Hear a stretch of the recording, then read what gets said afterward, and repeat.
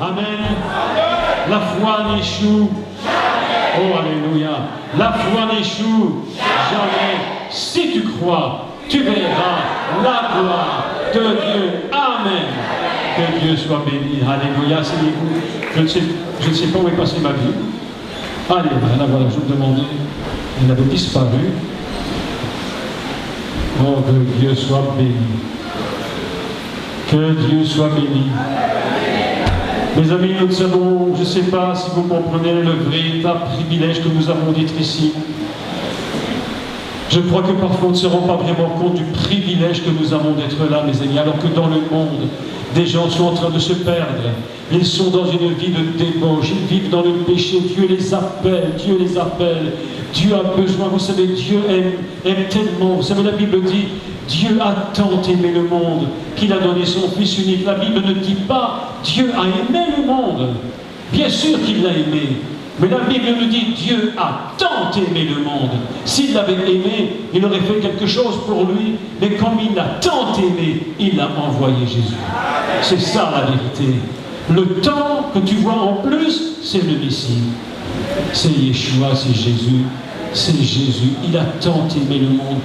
Oh mes amis, on est dans la joie ce soir parce qu'il est présent au milieu de nous. Les gens qui sont à l'extérieur, s'ils nous voyaient, et s'ils nous entendaient dire que Jésus est ici, ils diraient cette foule est folle, parce qu'on ne le voit pas. Mais mes amis, la Bible nous dit une chose, les choses invisibles sont plus vraies encore que les choses visibles. C'est pourquoi Jésus est ici aujourd'hui. Il est vivant au milieu de nous. Il est ici par son esprit. Il agit au milieu de nous. Il est avec nous. Oh, alléluia. Mes amis, c'est un privilège. Je vous dis, un privilège de connaître le Seigneur. Un privilège. Il y a des églises, ils parlent de Jésus comme si c'était un monsieur tout le monde. On croit que Jésus c'est monsieur tout le monde, mais mes amis, Jésus n'est pas monsieur tout le monde. Jésus, la Bible nous dit de lui que c'est de lui que sont toutes choses. Il a créé les cieux, il a créé la terre, il a créé les étoiles, il a créé les ciels, il a créé tout ce qui existe, c'est de lui que ça vient. Ça vient du Messie, l'apôtre Paul dit. Tout, il est le premier de toute la création, tout est en lui, sans lui rien n'est possible, tout existe par lui, ça c'est la vérité mes amis. Évidemment quand tu te promènes dans les rues de Jérusalem, quand il se promenait, évidemment il voyait un monsieur comme tous les autres, et il ne savait pas évidemment qu'il était le créateur de tout. Mais il y a un homme qui s'est tourné, qui avait compris qui il était. Il a dit, oh Jésus, fils de David, aie pitié de moi, je sais qui tu es. Alors il lui a dit, qu'est-ce que tu veux que je te fasse? Il lui a dit, oh, je suis aveugle, je voudrais voir, c'est tout. Vous savez, ce dont nous avons besoin, c'est la chose qui nous touche le plus. Si tu es aveugle, la chose qui te touche le plus, c'est de voir. Si tu es boiteux, la chose qui te touche le plus, c'est de marcher. Il a dit, oh, je voudrais voir. Il a dit, vois. Et l'aveugle a vu. C'est ça, Jésus. Dis seulement un mot. Et mon serviteur sera... Ah, je suis content, vous connaissez la Bible. Ah là là, c'est formidable. Ah, seul mot. Tu sais, et je vais vous dire une vérité. Écoutez, ça, il faut que vous compreniez. Écoutez-moi. C'est très important que vous compreniez. C'est une pensée biblique fondamentale, indiscutable et importante. Lorsque le Jésus dit un mot, un seul mot, vois, dans ce mot est contenue toute la parole de Dieu. Ce n'est pas un mot qui est pris hors de la parole de Dieu. C'est un mot qui enferme toute la parole de Dieu dans toute son éternité et dans toute sa totalité. Mes amis, pasteurs, s'il y en a ici, je ne sais pas, tout du moins mon frère, bien sûr, vont remarquer une chose très surprenante. Je crois que nous l'avons tous remarqué, nous qui prêchons. Parfois, nous prêchons un sujet. Et puis, les gens viennent nous dire, ah, pasteur, tu as prêché ça, tu as dit ça. En fait, on n'a même pas dit. On n'a même pas dit. Mais les gens ont entendu autre chose que ce qu'on disait. Vous savez pourquoi? Parce que Dieu répond aux besoins.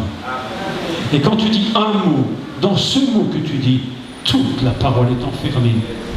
Une seule lettre de la Bible, une seule lettre de l'alphabet de la Bible contient toute la parole de Dieu. Elle contient toute la puissance de Dieu. Mes amis, lorsque un juif prend la... J'ai entendu une histoire absolument incroyable. Ce soir, on va laisser le Seigneur nous parler, d'accord? On va ouvrir son cœur. J'ai entendu une histoire formidable. C'était en Israël, il y avait un jeune garçon, je ne sais pas, il avait 12-13 ans peut-être, quelque chose comme ça. Et cet enfant était à la mort, à la mort. Et il a appelé le rabbin et il a dit, moi je ne veux pas mourir, je ne veux pas mourir tant que je n'ai pas serré la Torah sur mon cœur. Je veux prendre la Torah et la mettre sur mon cœur, mais je veux une Torah qui est blanche, une Torah qui est écrite comme on fait en Israël, les grands Torahs, vous savez, les grands rouleaux. Ça coûte une fortune ces Torahs, ça peut coûter jusqu'à 25-30 000 euros. Il a dit, je ne veux pas mourir avant, mes amis. Alors on a cherché une Torah, et le garçon était dans son lit, et on a pris la Torah et on l'a mis sur son cœur avant de mourir, mes amis. L'enfant a été guéri. L'enfant a été guéri. Tu sais pourquoi? Parce qu'une seule parole est un billet changé. Parce qu'une seule lettre de la Bible, une seule lettre de ta Bible, Dieu a mis en elle toute la puissance de l'éternité. Ah, alléluia. Ah, mes amis, je voudrais que l'Église comprenne toutes ces choses, vraiment les comprenne. Oh, que Dieu soit béni, que Dieu soit béni. Aujourd'hui, je vais vous parler d'un des sujets qui me paraît être parmi les plus importants, c'est le sang. Mais pour comprendre de quoi il s'agit quand on parle du sang, il faut bien comprendre évidemment tout le contexte. Alors, je posais la question un jour à des gens, je leur disais, mais vous ne trouvez pas bizarre que Dieu veut toujours du sang? Est-ce que Dieu serait un sanguinaire? Dieu a toujours besoin que le sang coule partout. Depuis l'Ancien Testament jusqu'à la fin, il faut toujours qu'il y ait du sang. D'ailleurs, je vous apprends une chose que peut-être vous ne savez pas. Écoutez bien. Dieu a créé le premier humain. Comment s'appelait-il? Adam. On va dire Adam. Mes amis, vous savez ce que ça veut dire, Adam? Qui est à la ressemblance d'eux. Qui est à la ressemblance. Et vous savez ce que ça veut dire, Adam? Vous savez, dame, ce que veut dire dame? Vous savez ce que veut dire dame? Le sang. Le sang. Quand Dieu crée Adam, il met en lui le sang. Et le sang qu'il met en lui, c'est un sang éternel, un sang qui vient du ciel. Ce n'est pas n'importe quoi, mes amis. Le sang qui coule dans tes veines, ce n'est pas n'importe quoi, c'est Dieu qui te l'a mis. Et la Bible nous dit que la vie est dans le sang. Ainsi, lorsque Dieu crée Adam, c'est-à-dire son humanité, il va mettre l'Adam dans une position divine, absolument inimaginable, gigantesque. Il va dire à son Adam, écoute-moi mon Adam, écoute-moi, je vais te donner ce qu'il y a de plus précieux dans tout le ciel. Je vais te donner la notion du sang. Et cette notion du sang, elle coulera dans tes veines. Parce que dans cette notion du sang, il y a la vie qui coule. C'est la vie qui est dans le sang. C'est pourquoi la catastrophe se produit lorsque l'Adam désobéit. Parce que le sang, tout à coup, le sang de l'Adam était connecté avec Dieu. Le sang de l'Adam était connecté avec le Maître du monde. Oh mes amis, et voilà qu'il va pécher. Et au moment où il pêche, le sang se déconnecte. Et l'homme, qui était une image de Dieu, devient une sorte d'animal impossible à vivre. Ah non, vous avez vu comme l'homme est mauvais? Vous avez vu ça? Et la Bible nous dit que l'homme est méchant par-dessus tout. Pourquoi? Parce qu'il s'est déconnecté. Le sang qui coulait dans ses veines était déconnecté de Dieu. Et il va falloir que le Messie vienne pour reconnecter le sang. C'est pourquoi il faut qu'il verse le sang. Je vais vous expliquer pourquoi il faut qu'il verse le sang, mes amis. Oh, alléluia. Dieu avait dit à Adam, écoute Adam, tu peux manger de tous les arbres du jardin, tu peux manger de tout, tu peux tout manger, il n'y a aucun problème. Mais il y a une chose que je t'interdis de faire, c'est de manger de l'arbre de la connaissance du bien et du mal. Alors on se dit que lorsque j'étais jeune, je me disais, mais si c'est un si grand problème, l'arbre de la connaissance du bien et du mal, si c'est un si grand problème, mais pourquoi tu l'as mis dans le jardin? On aurait pu s'en passer. Si l'arbre de la connaissance du bien et du mal n'avait pas été là, ben, il n'y aurait pas eu de péché. Mais voilà que Dieu met l'arbre dans le jardin. Et vous savez pourquoi il met l'arbre dans le jardin? Vous savez pourquoi? Parce qu'il n'y a pas de possibilité de vivre si on ne met pas des limites. Sans limite, il est impossible de vivre sur cette terre. Imaginez que le monde soit sans limite. Imaginez que Dieu crée constamment. Tu t'imagines, mon frère, si Dieu créait constamment? Mais Dieu dit que Dieu cessa. Au 7e jour, Dieu cessa sa création. Parce que s'il n'avait pas cessé sa création, il continuerait de créer. Mais c'est normal, il pourrait le faire. Pourquoi pourrait-il le faire? Mais parce qu'il est éternel. Et comme Dieu est éternel, mais il fait ce qu'il veut. Mais Dieu sait très bien que pour vivre sur la terre qu'il a créée, il faut mettre des limites. Vous êtes, qui est parent ici? Papa, maman? Je vois papa, maman. Vous voyez, il y en a beaucoup.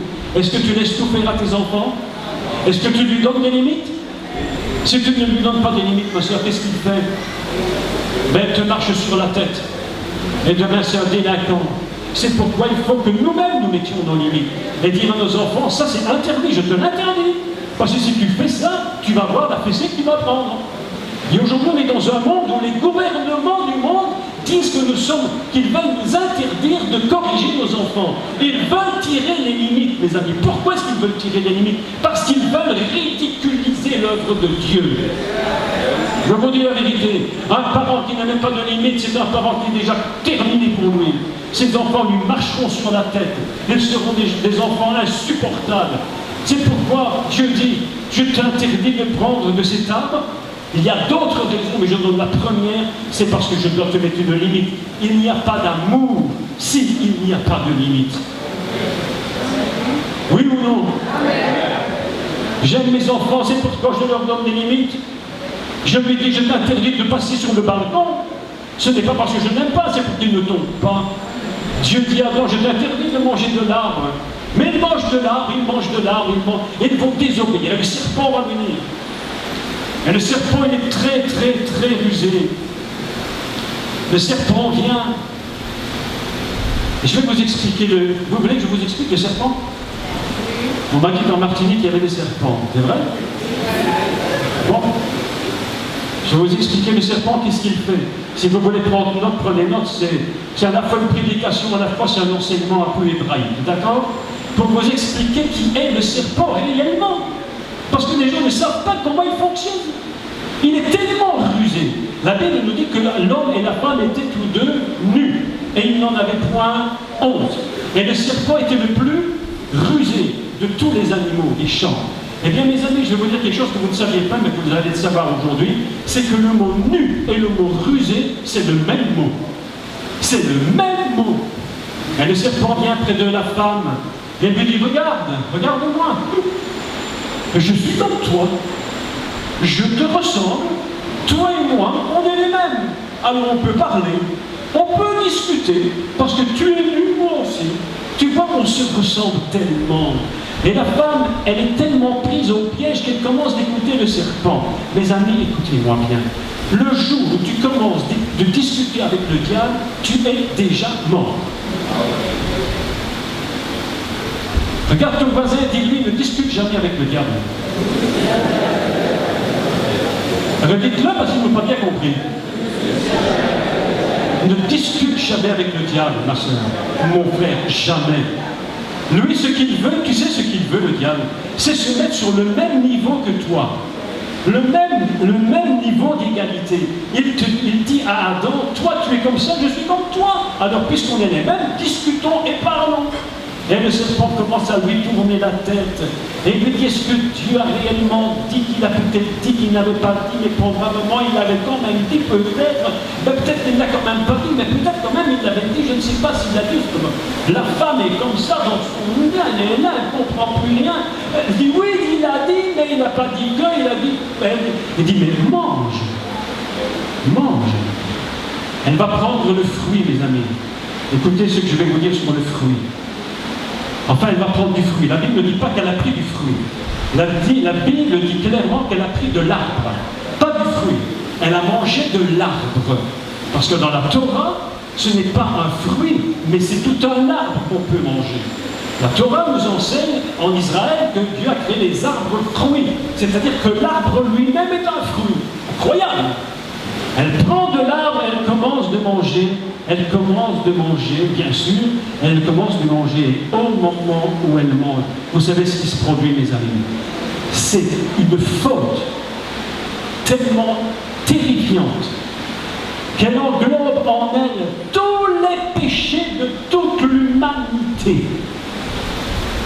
C'est pas seulement une femme qui a été prendre une pomme et qui l'a mangée. Parce qu'on se dit, mais c'est quand même pas si grave. Allez, franchement, tu dis à ton enfant, écoute, là il y a des chocolats, mais je t'interdis d'aller chercher. Sans mon autorisation, tu ne vas pas les prendre. Et puis l'enfant, quand maman est sortie, ou papa, il monte sur une chaise, il ouvre la porte de l'armoire, il va fouiller dans la boîte, il trouve le chocolat, il mange le chocolat. C'est pas si grave quand même, non? C'est quand même pas si terrible. Mais la faute d'Adam était terrible. La faute d'Adam, mes amis, vous savez ce qui s'est produit. La faute d'Adam n'a pas seulement touché la femme, la faute d'Adam a touché le ciel. Lorsque un péché est commis, lorsque tu commets un péché, quel qu'il soit, tu ne touches pas seulement ta propre personne, tu ne touches pas seulement ta vie. Ce n'est pas toi que tu touches en premier. Le premier que tu touches, c'est Dieu.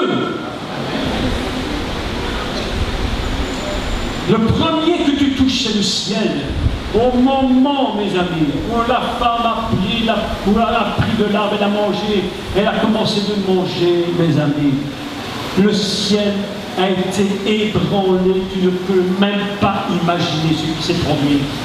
Les galaxies que tu vois ici, les galaxies dont on nous dit qu'on en a découvert des millions et des millions encore plus grandes que la nôtre, et dans ces millions, il y en a encore des plus de millions.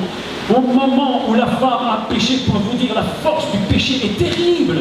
Elle ne touche pas seulement toi ni quelqu'un d'autre, elle touche l'univers entier. Et la Bible nous dit que la terre a été ébranlée. Le prophète Isaïe nous dit que la terre a basculé. Oh! La terre a basculé sur son orbite. Elle était là et elle a basculé.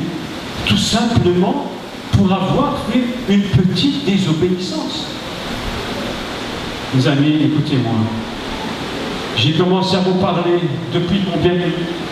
Un quart d'heure. Un quart d'heure que je vous parle, 20 minutes. Est-ce que vous pourriez calculer le nombre de péchés qui ont été commis sur terre depuis que j'ai parlé? Incalculable. Si je dis 1 million, je suis loin du but. Si je dis 1 milliard, je suis probablement loin du but. Il y a 7 milliards d'êtres humains sur la terre qui mentent, qui volent, qui font tout ce qu'on peut imaginer. Mes amis, sur 20 minutes, ce sont des millions de péchés qui ont été commis sur la terre et qui ont touché le trône de Dieu. Si tu avais conscience que tu touches Dieu dans son propre cœur, et que son cœur est touché et blessé extrêmement par le péché que tu fais, mais plus jamais tu ne pécherais. Tu n'aurais même plus envie de pécher, parce que tu peux pécher le cœur de Dieu. Est-ce que tu me comprends?